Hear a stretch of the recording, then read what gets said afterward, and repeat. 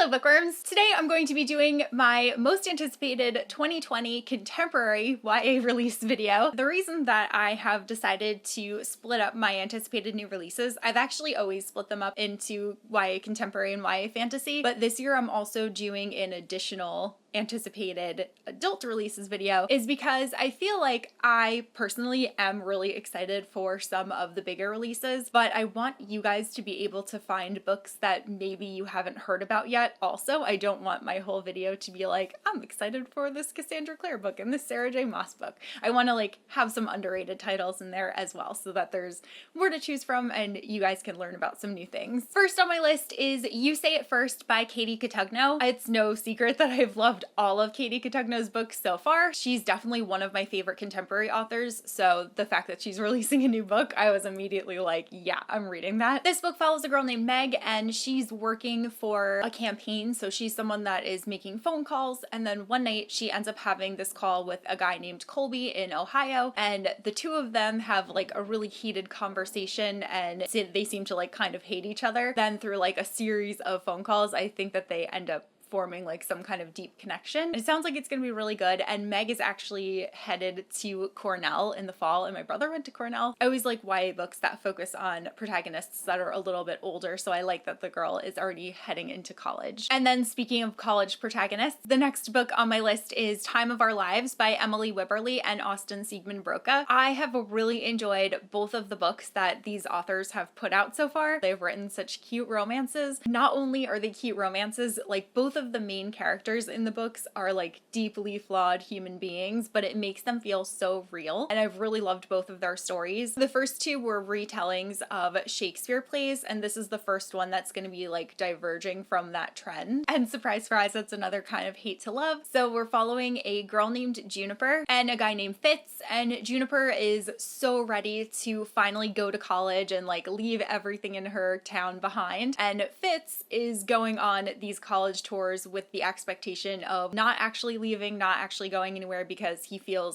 the responsibility that he needs to take care of his family. So the two of them end up meeting at a college tour in Boston, and again, the two of them end up forming a deep connection, and it just sounds like it's going to be really good. Next on my list is The Map from Here to There by Emery Lord. This is one that I've been so looking forward to because I finally read The Start of Me and You back in May of this year, or June, and I really loved it, and it's actually one of my favorite Emery Lord books ever, so I'm quite excited to see the continuation of Paige and Max's story. And this one is basically going to be chronicling Paige's internal turmoil as she realizes that she's finally happy with her life how it is, but knows that she's about to go off to college and things are about to change, and she knows that there's a whole lot more out there that she probably has left to experience, but she also really doesn't want anything to be different from the way that it is now. Next on my list is another January release, and that is Lucky Caller by Emma Mills. I'm a little bit hesitant about this one because I didn't love Emma's last book as much as her previous two books, and I still haven't read her first book, but I still am obviously going to give it a chance, and I'm going into it with a little bit lowered expectations, but knowing that I'm probably going to enjoy it, because even though I didn't enjoy Famous in a Small Town as much, I still enjoyed it much more than other books that I've read, if that makes sense. I just don't think it was her personal best. So this book follows a girl named Nina, and she's decided to take a radio broadcasting class in her senior year of high school, and she thinks that it's going to be really easy, but then it kind of ends up being a total disaster, and everyone in her group in the broadcasting class has nothing at all in common, and she needs to figure out how to get them all to get along. And then on top of that, one of the people in her group is this guy named Jamie, who is a childhood friend of hers that she was really hoping that she would never have to see again. And it also sounds like Nina has some personal stuff going on within her family life. Emma Mills always just writes things with an emotional punch, so I'm pretty excited to see how everything in here plays out. The next book on my list is The Truth Project by Dante Medema. This one doesn't actually have a cover yet, but oh my god, the premise sounds incredible. It follows a girl who lives in Alaska, and she has to do a genealogy project in her high school class, and as a result of that project, her entire life kind of gets turned upside down because she finds out that the Shakespeare-loving man who she has thought was her father her entire life is not actually her biological father, and her biological father is actually a musician from Seattle. So as a result, she is grappling with all of these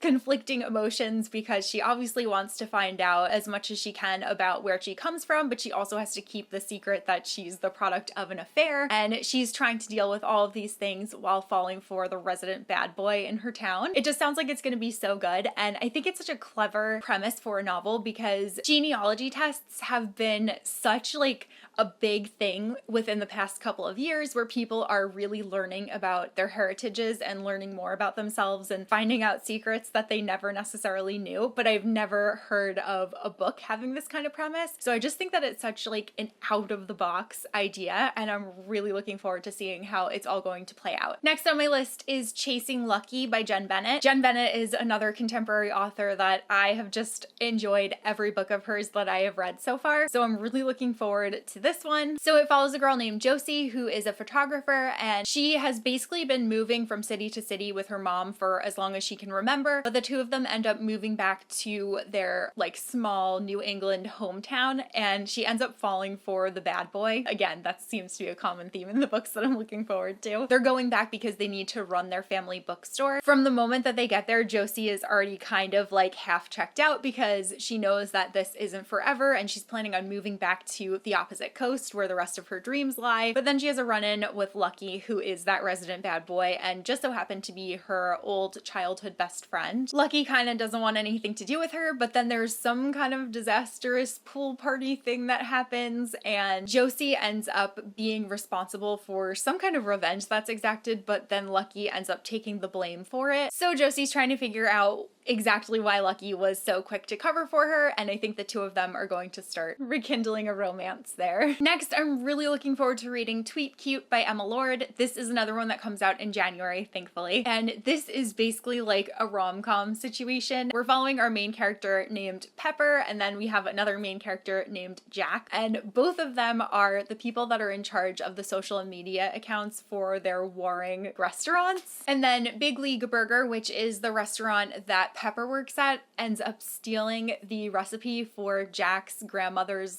famous grilled cheese, and he is determined to do whatever he can to get back at them, and the two of them get into this virtual Twitter war. But the really funny thing is that neither of them know that the other one is the person that runs those accounts. So while they're warring in the Twitter world, they're also kind of falling for each other on this anonymous chat app that Jack has created. And I've heard really good things from people who have already had the pleasure of reading it, and I just cannot wait to get my hands on a copy. Next on my list is Love Boat Taipei by Abigail Hing Wen. And this book follows a girl named Ever who lives in Ohio, but her parents end up sending her to Taiwan for the summer so that she can study Mandarin, and she ends up getting total culture shock and getting thrown into this program with all of these kids who have grown up as overachievers. And specifically, this guy named Rick ends up being in her class, and he's someone that her parents have always used as a yardstick to measure how well she's doing in her own life and show that she's not living up to her potential, whereas he's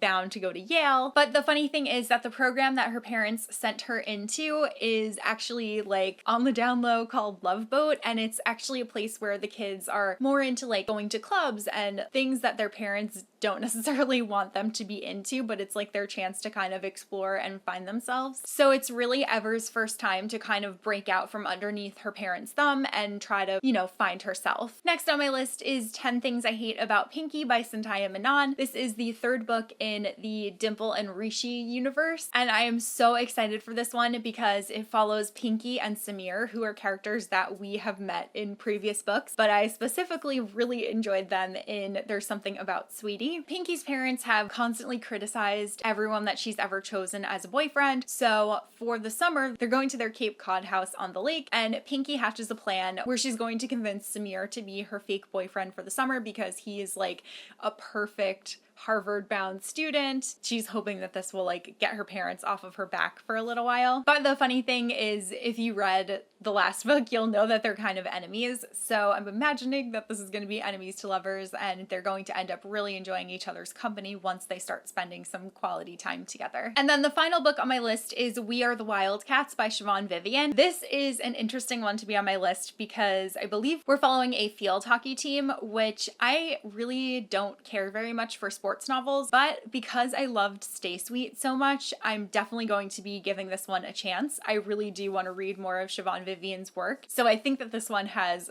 the potential to hold my interest, even though I don't really care about field hockey. This book actually takes place over the course of 24 hours, and it follows 6 different perspectives. So the typical tradition is to have like an initiation night the night before their first game, but their coach decides to kind of like shake everything up, and they end up stealing their rival team's mascot and breaking into a school, and it sounds like it's going to be kind of a wild ride. And the description says that it is a testament to the strength and resilience of modern teenage women. So I'm really excited to read this one. It sounds like it's going to be interesting. I think that because we're not focusing on the sports and we're going to be focusing more on like the night before the sports game, I will definitely be more interested in it. Those are the top 10 YA contemporary releases that I'm most excited for next year. Let me know if you're looking forward to any of them, if maybe I talked about one that you haven't heard yet that you're now looking forward to. And don't forget to look out for my anticipated YA fantasy releases and my anticipated adult releases. So that's all that I have for this video, and I will see you guys soon in a new one. Bye!